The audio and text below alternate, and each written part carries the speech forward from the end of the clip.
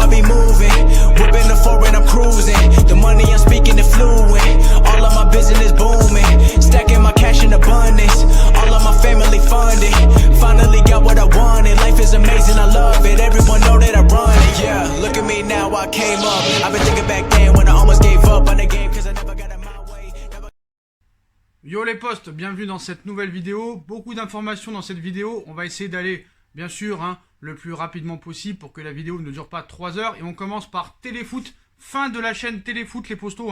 On pouvait s'en douter, la chaîne Téléfoot va s'arrêter dans quelques semaines. Voilà, après plusieurs semaines de négociations via une conciliation au tribunal de commerce de Nanterre. La chaîne Téléfoot, dirigée par le groupe sino-espagnol, va fermer ses portes. Mediapro s'est enfin mis d'accord avec la LFP. Donc, tel un mirage, la chaîne Téléfoot va disparaître des radars en un temps record, quelques mois à peine après son lancement en août dernier par le groupe sino-espagnol Mediapro. Cette dernière doit déjà baisser le rideau.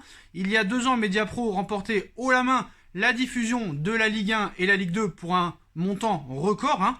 Voilà, pour plus de 830 millions d'euros sur la période 2020-2024. Mais rapidement, ce dernier a déchanté et réclamé une ristourne sur les droits TV de cette saison suite à la crise sanitaire qui est passée par là. Donc un processus de conciliation a été lancé via le tribunal de commerce de Nanterre. L'objectif demeurait limpide, trouver une porte de sortie et limiter les dommages collatéraux pour le diffuseur de la LFP. Malheureusement, tout ne s'est pas déroulé comme prévu pour le groupe sino-espagnol, qui s'est heurté notamment à la volonté de la Ligue de football professionnel de récupérer les droits TV au plus vite, échaudé par le non-versement des traites d'octobre et de décembre, estimés à 172 et 135 millions d'euros. L'instance souhaitait avant tout sauver le football français face à ces pertes financières, on va dire, considérables. Donc voilà, la chaîne Téléfoot va fermer. Rapidement, l'avenir de la chaîne Téléfoot a cristallisé l'attention. Le 8 décembre dernier, la direction de la chaîne a évoqué devant ses salariés 2 scénarios. Un maintien de la chaîne en perdant certains lots, dont la prestigieuse affiche du dimanche soir, ou un arrêt définitif de la chaîne. C'est donc la deuxième possibilité qui a été retenue face à une fronde du football français toujours plus forte. L'équipe révèle en effet que le directeur général de la chaîne Téléfoot, Julien Bergot, a annoncé lors d'une réunion organisée à la hâte ce matin qu'un accord avait été trouvé avec la LFP. Aucun détail n'est précisé pour le désengagement de Mediapro. En conséquence, la chaîne Téléfoot va s'arrêter, même si aucune date précise n'a filtré. Donc la fermeture prochaine de la chaîne Téléfoot constitue donc une onde de choc, on va dire, pour le football français, malgré un casting séduisant, on va dire, Anne-Laure Bonnet, Smaïl Bouabdella, Benoît Chéroux, Loïc Perrin, Christophe Jallet notamment, même s'il y en a d'autres qui sont un peu moins bons, on va pas se mentir. Donc Téléfoot n'a jamais réellement convaincu, on va dire, son auditoire, seulement 600 000 abonnés annoncés. Face à cette situation devenue intenable, l'arrêt de la chaîne devrait donc être inéluctable, devait donc devenir inéluctable, ça c'est sûr. Désormais, la LFP doit dénicher un diffuseur solvable pour la suite de la saison. Les regards se tournent vers Canal+, diffuseur historique de la Ligue 1, mais est-ce que Canal+ va mettre plus de 830 millions d'euros? Je ne pense pas. Est-ce que Beansport va se mettre dedans? Est-ce que d'autres médias vont se mettre dedans? Je ne sais pas. Alors il y en a beaucoup qui m'ont demandé où sera diffusé le match PSG-Lyon. Il sera toujours sur Téléfoot, vu que pour l'instant la chaîne n'a pas officiellement fermé. Je pense qu'elle restera ouverte jusqu'à fin décembre et que c'est là qu'après, pendant les fêtes de Noël et la trêve, je pense qu'il y aura renégociation. Vu qu'il n'y a pas de Coupe de France, je pense qu'il y aura une trêve de 3 semaines à peu près, donc il y aura peut-être le temps de renégocier. Et je pense que c'est Canal+ qui va avoir le droit. On va pas se mentir. Donc voilà pour l'arrêt de la chaîne Téléfoot. Ce qu'il faut savoir, c'est que Mediapro avait déjà fait le coup avec les Rital il y a quelques années. Donc je pense que la LFP pouvait déjà, au préalable, annoncer certaines choses, que ça allait pas bien se passer. Et à l'époque, quand ils ont fait le coup au Rital, il n'y avait pas le Covid. Alors déjà, tu as fait des coups sans crise. Avec la crise, c'est encore pire. Donc c'était bien des escrocs. On passe au mercato, les postos. Donc comme vous savez, il y a un mercato d'hiver. Alors normalement, il devrait être calme. On attend toujours la prolongation ou non de Kylian Mbappé. Mais apparemment, Leonardo et le Paris Saint-Germain auraient un plan colossal pour la saison prochaine. Faire signer beaucoup de joueurs de grands noms, mais libres. Comme vous savez, la crise est passée par là. Cet été, il y a eu un mercato très calme. Des prêts de joueurs, ça n'a pas coûté trop d'argent. On ne sait pas si Danilo Pereira, l'option d'achat sera levée. Florenzi a de grandes chances que ce soit levé, mais c'est pas trop cher. Rafinha est venu gratuitement. Moise Kean, on ne sait pas s'il va rester non plus. Il y a peu de chance. Donc à l'arrivée, c'est presque un mercato à 0 €.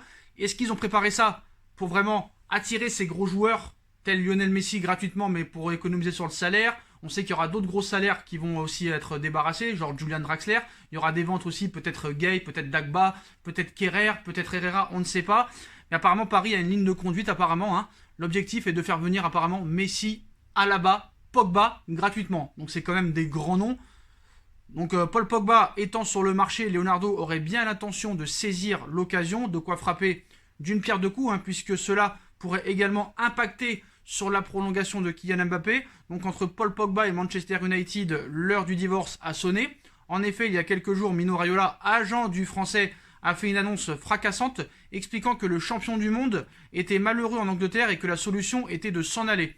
Depuis, le feuilleton Pogba n'en finit plus de faire parler et l'une des questions est de savoir où pourrait aller le joueur de 27 ans. Alors que le Real Madrid et la Juventus seraient toujours dans la course, hein, surtout la Juve. Apparemment, ce serait le premier choix de Paul Pogba. Le PSG voudrait également sauter sur l'occasion. Dernièrement, lors du Thunder Windows podcast, il était expliqué que Leonardo avait déjà entamé des discussions avec Mino Raiola afin de faire venir Paul Pogba. Donc l'argument peut-être pour la prolongation d'Mbappé, parce qu'on sait qu'apparemment Mbappé attend des garanties sportives. Et quand tu annonces Alaba, Pogba et Messi, tu as quand même des garanties. Donc toutefois, cette arrivée de Paul Pogba au Paris Saint-Germain pourrait avoir plusieurs intérêts. En effet, il était également expliqué que Leonardo pourrait se servir du français afin de convaincre Kylian Mbappé de rester. Un scénario confirmé ce vendredi en Espagne. En effet, selon les informations de José Alvarez, journaliste pour El Chiguerinto TV, le PSG aurait bien l'intention de recruter Paul Pogba afin d'avoir un nouvel argument pour la prolongation de Kylian Mbappé. Donc à suivre, hein, parce que on nous dit que Paul Pogba est en fin de contrat cet été, mais apparemment il y aurait une année en option automatique qui serait jusqu'en 2021 et 2022, excusez-moi. Et apparemment Manchester United n'est pas prêt à baisser le prix et demanderait minimum 100 millions d'euros pour Paul Pogba. Donc je pense pas que Paris mettra 100 millions sur Paul Pogba. Par contre, David Alaba, peut-être Sergio Ramos et peut-être Messi sont toujours d'actualité et eux, pour le coup, seront réellement libres officiellement cet été. Ça, il n'y a pas de douille.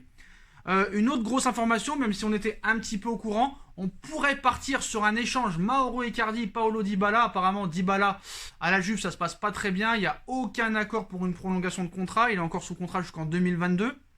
Donc voilà, hein. Un Argentin contre un autre Argentin.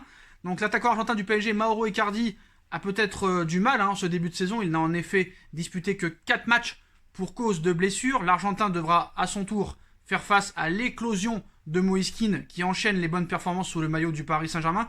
Selon le site italien Calcio Mercato ce vendredi, l'Argentin pourrait rejoindre la Juventus de Turin. Ce n'est pas un secret, la vieille dame a toujours gardé un œil sur Mauro Icardi. Malgré le bon début de saison d'Alvaro Morata, le club turinois souhaiterait toujours se procurer un numéro 9 de qualité, alors que la situation de Cristiano Ronaldo reste toujours en suspens. Ça va dépendre aussi des résultats de la Juve, pour voir si Ronaldo va partir ou pas. Et alors que Paulo Dybala a toujours plu à Leonardo maintenant depuis plusieurs années, la presse italienne évoque déjà un éventuel échange entre les deux Argentins afin de faire baisser le prix du transfert.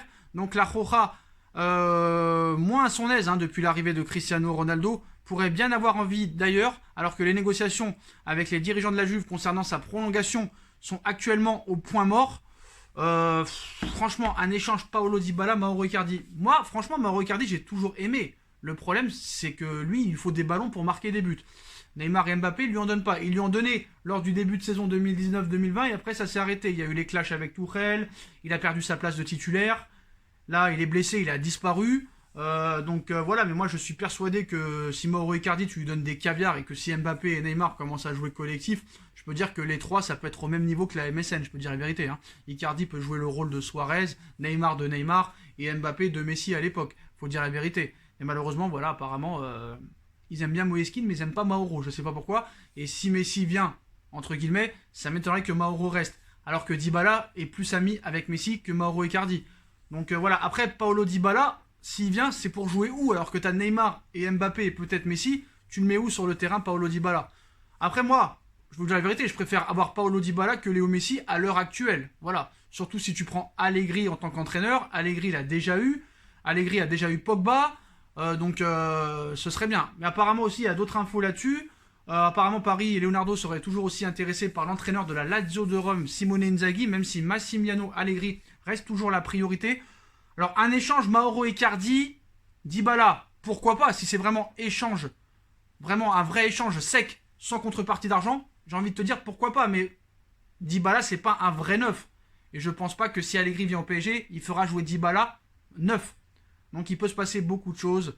On va attendre les postos, mais en tout cas, quoi qu'il en soit, Mbappé prolongera parce que le Real Madrid n'aura pas les moyens cet été de dépenser plus de 200 millions d'euros pour Kylian Mbappé. Je pense que Mbappé va prolonger jusqu'en 2025 et peut-être qu'après il sera vendu dans 2 ans au Real Madrid. C'est une possibilité aussi. Je pense que Mbappé, il faut lui laisser une deuxième chance avec un vrai coach de renom. Il ne progressera pas avec Tuchel. Un mec peut-être comme Allegri et comme Didier Deschamps, hein, qui est vraiment très bon, Mbappé, avec l'équipe de France. À chaque fois, il est décisif. Donc c'est vrai que voilà, à Paris, c'est pas catastrophique non plus ce qu'il fait Mbappé, mais voilà, on en attend plus. C'est pas parce qu'il est champion du monde à 19 ans, qu'il a gagné tous les titres nationaux et tout ça, et qu'il a fait une finale de Ligue des Champions à 21 ans et qu'il a marqué plus de buts que CR7 et Messi au même âge, qu'il faut être pas dur avec lui. Non, il en faut plus, même lui il en demande plus. Si tu veux être meilleur que CR7 et Messi, il faut que tu donnes plus sur le terrain, il faut que tu lèves la tête devant le but, il faut que tu sois plus altruiste, il faut que tu sois plus collectif, et voilà. Donc voilà les postos. Moi franchement je vous dis la vérité, hein, David Alaba, Pogba, Ramos gratuit, tu peux pas dire non, même si Ramos on va plus vers une prolongation de contrat au Real Madrid. Mais je pense que le dossier David Alaba est très très chaud les postos, hein, et je pense que ça pourrait se faire. Pini Zahavi, on sait, est très proche de Leonardo et du Paris Saint-Germain depuis le transfert de Neymar. Et Paris a fait beaucoup d'économies, et on a vu que Paris a battu un record pour les poules et a touché plus de 64 millions d'euros grâce à cette qualification en 8e de finale. Et ça va compter. Plus les partenariats avec Nike, plus les partenariats avec Air Jordan, plus les partenariats avec tous les autres sponsors.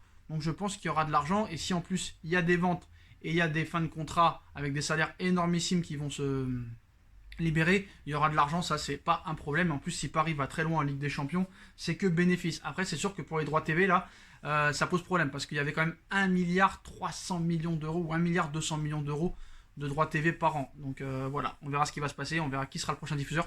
Voilà les postos pour toutes les informations du jour. Comme d'habitude, dites-moi en commentaire ce que vous en pensez, les postos. Je compte sur vous pour liker à tout va. On like, on partage, on commente, on s'abonne, on active la petite cloche pour être tenu au courant des vidéos qui vont sortir. On me rejoint sur mes différents réseaux sociaux. Si vous voulez être informé 24 h sur 24, 7 jours sur 7, venez sur mon Insta SB Foot News les postos. Vous serez au courant de toute l'actualité en direct. 24 h sur 24, 7 jours sur 7. Vous avez ma deuxième chaîne YouTube, No Feeling, aussi qui est en lien en description. Vous avez la cagnotte PayPal qui est toujours en description si vous voulez soutenir la chaîne Les Postos. Voilà, je vous souhaite à tous un bon week-end, une bonne continuation.